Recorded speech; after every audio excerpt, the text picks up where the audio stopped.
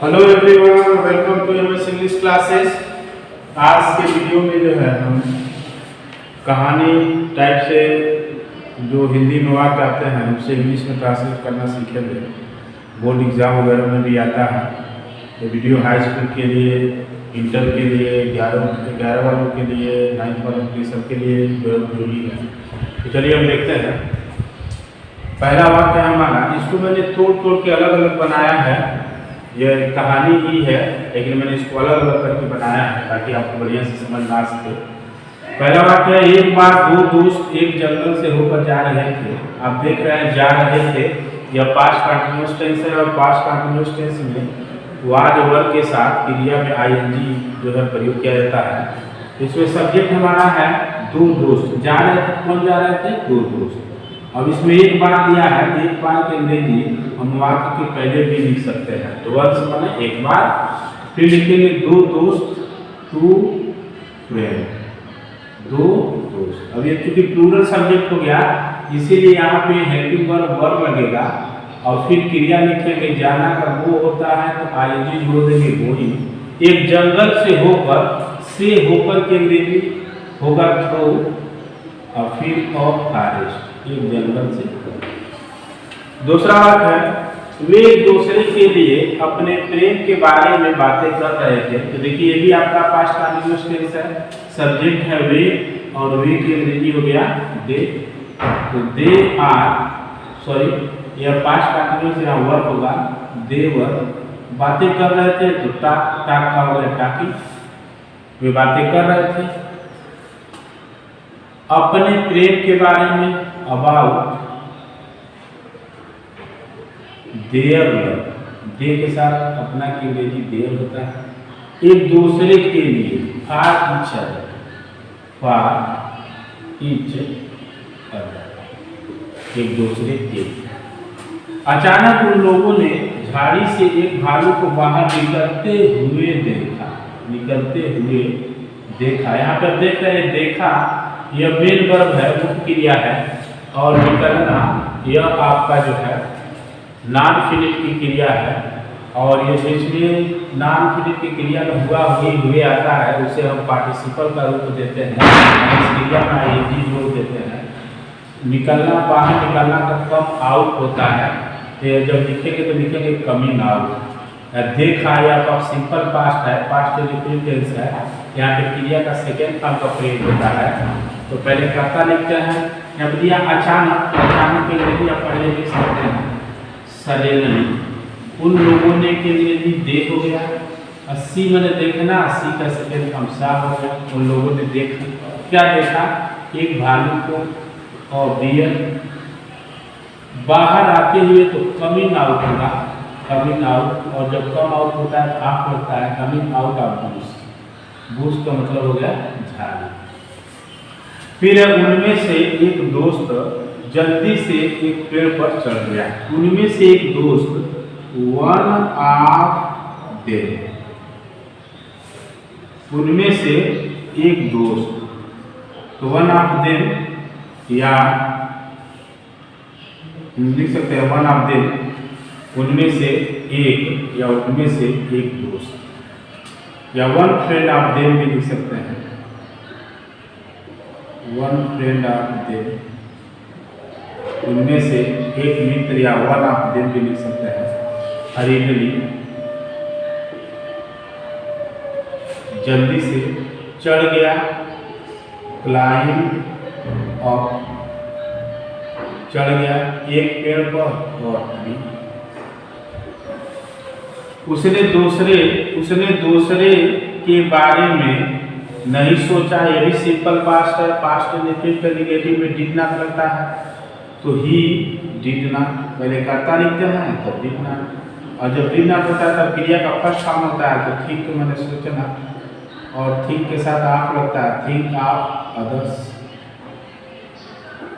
यानी वह दूसरे के बारे में नहीं सोचा।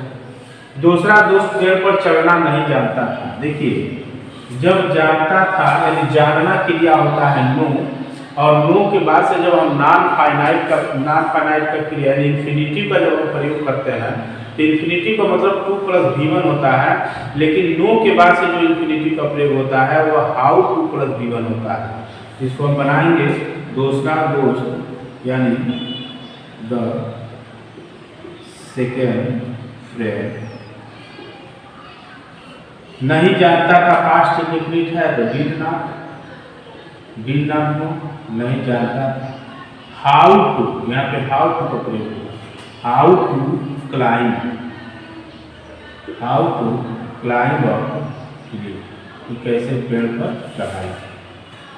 वह जमीन पर एक मरे हुए आदमी की तरह लेट गया।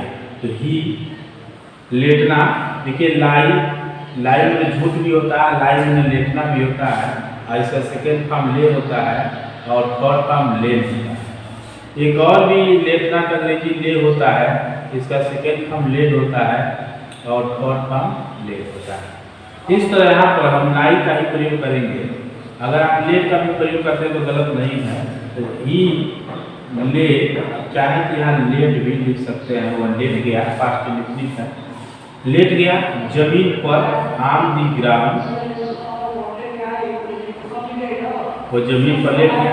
एक मरे व्यक्ति की तरह, के तरह के लिए लाइक का प्रयोग करते हैं, लाइक मैंने के तरह, के जैसा, एक मरे हुए व्यक्ति, और डेड एक मरे हुए व्यक्ति की तरह।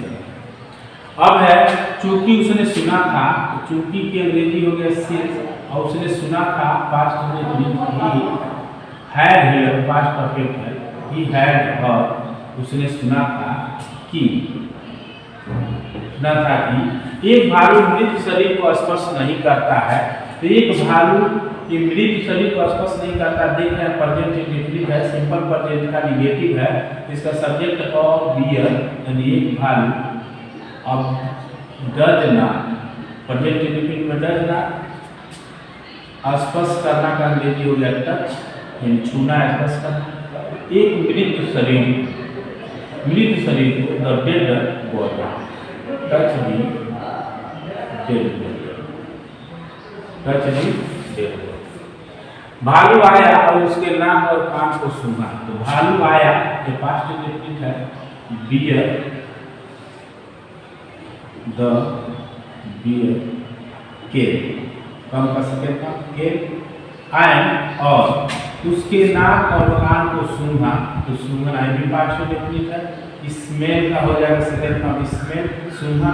उसके नाक और कान को, हिज नोज, उसके नाक, एंड ईयर, और उसका कान। यह उसे मरा हुआ समझकर चला गया। तो इट चला गया पास्ट इंडेफिनिट है, went away, it went away, उससे मरा हुआ समझकर। तो मरा हुआ समझकर के लिए हम लगाते हैं टेक फार का प्रयोग करते हैं। ये हो जाएगा टेक हिम फार डेड, उससे मरा हुआ समझकर। पहला दोस्त पेड़ से उतरा, तो first friend, the first friend उतरा। उतरना का अंग्रेजी गेट डाउन होता है, गेट का सेकेंड फॉर्म गॉड होता है, ये हो जाएगा गॉड डाउन, गॉड डाउन उतरा पेड़ से, ट्री, पेड़ से उतरा। उसने अपने दोस्त को पूछा, ये पास्ट इंडेफिनिट है, ही टोल्ड या ही आस्क्ड हिज फ्रेंड, उसने अपने दोस्त से पूछा कि भालू ने उसके कानों में क्या कहा था। What the bear had said, क्या कहा था उसके कानों में, इन हिज ईयर्स, भालू ने उसके कानों में क्या कहा था। अब अगला उदाहरण मैं आपको बताऊंगा। और अगला है, उसके दोस्त ने जवाब दिया, भालू ने मुझे ऐसे दोस्तों पर विश्वास नहीं करने को कहा जो अपने दोस्त को मुसीबत में छोड़ देता है। तो हिज फ्रेंड जवाब दिया, पास्ट इंडेफिनिट है तो रिप्लाइड हो गया। आप देख रहे हैं डायरेक्ट डायरेक्शन है, रिप्लाइड इन्वर्टेड कामा में। भालू ने मुझे ऐसे दोस्तों पर विश्वास नहीं करने को कहा, तो द बियर टोल्ड मी, मुझे कहा, नॉट टू बिलीव या trust, not to believe trust, ऐसे दोस्तों से, सच फ्रेंड यानी ऐसे दोस्तों पर विश्वास न करने को कहा जो, यहाँ हु और सच देखा जाए, सच का जब प्रयोग होता है तो एज का प्रयोग करते हैं हम, तो एज अपने दोस्तों को मुसीबत में छोड़ दे, तो live his friends in danger, जो अपने दोस्तों को मुसीबत में छोड़ दे, ऐसे दोस्तों से विश्वास न करने को कहा। तो इस कहानी से हमको शिक्षा मिलती है कि वास्तव में दोस्त वही है जो जरूरत में काम आए। यह एक कहावत है कि दोस्त वही है जो जरूरत में काम आए।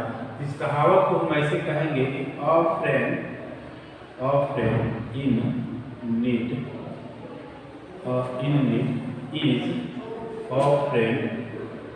Is a friend indeed. इस कहावत को इंग्लिश में हम ऐसे कहेंगे, a friend in need is a friend indeed. यह कहावत है। इस कहानी से हमको शिक्षा मिलती है कि वास्तव में दोस्त वही होता है जो जरूरत में काम आए। तो बच्चों, इस वीडियो को शुरू से अंत तक देखें, आपको समझ में आएगा। वीडियो आपको पसंद आता है इसको जो है लाइक करें, शेयर भी कीजिए, सब्सक्राइब कीजिए और बेल आइकन की घंटी को दबाइए ताकि जो भी नई वीडियो डाला जाए उसका नोटिफिकेशन आपको मिलता है।